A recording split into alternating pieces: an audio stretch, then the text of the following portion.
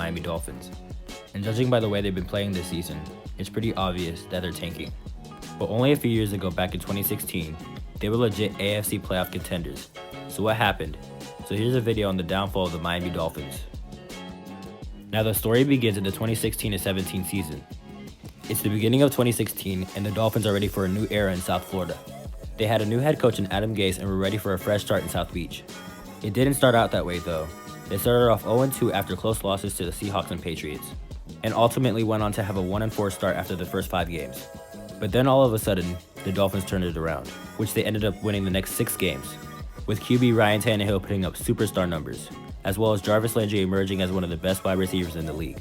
And Jay Ajayi was one of the most underrated players as he burst onto the scene as one of the best running backs in the league.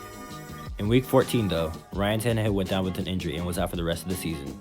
Backup QB Matt Moore still managed to lead the Dolphins to a 10-6 record and a spot in the AFC playoffs, but they lost in the first round to the Pittsburgh Steelers. But even with the loss, the Dolphins fans, organization, and even myself was happy that they made it this far. And we were excited to see what the future held, as it was the first time the Dolphins had made the playoffs in 8 years. But the 2017 season was the exact opposite of what fans were expecting.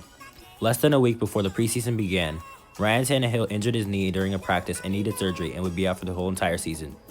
Many fans believed that Matt Moore would start in place of him, as he filled the shoes of the previous year and helped them get to the playoffs.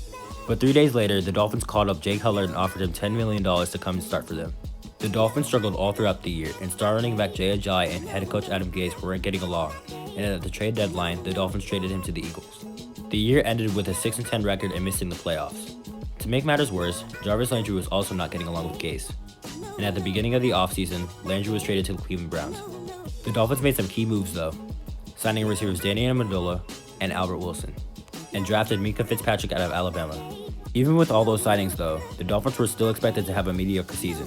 But the Dolphins surprised many as Ryan Tannehill came back from injury and led the Dolphins to a 3-0 start, with Kenny Stills, Jakeem Grant, and Albert Wilson all becoming dangerous receivers on the team. But they lost 2 straight games after that, and Tannehill injures his shoulder and is out for 6 weeks.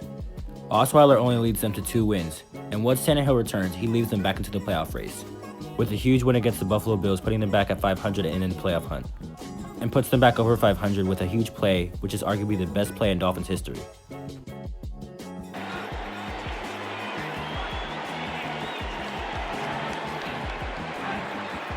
Seven seconds left. Tannehill will throw it, and this will end it after the shovel, or will it? Miami running around, circling. Oh, look out! Gronkowski didn't have the angle. Touchdown! Oh, Kenyon Drake! A miracle! The Dolphins felt like they had momentum after that victory, but it all came crashing down after they lost 3 straight and ended the season 7-9 and missed the playoffs for the 2nd straight year. The day after the season finale, Adam Gase was fired. A few weeks later, Brian Flores was introduced as the new head coach.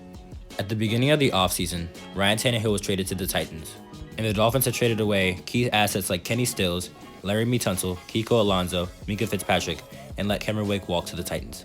Right now, the Dolphins have 2 quarterbacks in Ryan Fitzpatrick and Josh Rosen. Right now, it seems like the Dolphins are scouting an NFL quarterback in the upcoming draft. But to see the team they were building 3 years ago and see what team they have now shows how steep the downfall was for the Miami Dolphins. Thank you so much for watching this video. If you like the video, like it. If you like NFL content like this, subscribe, and I'll see you in the next one.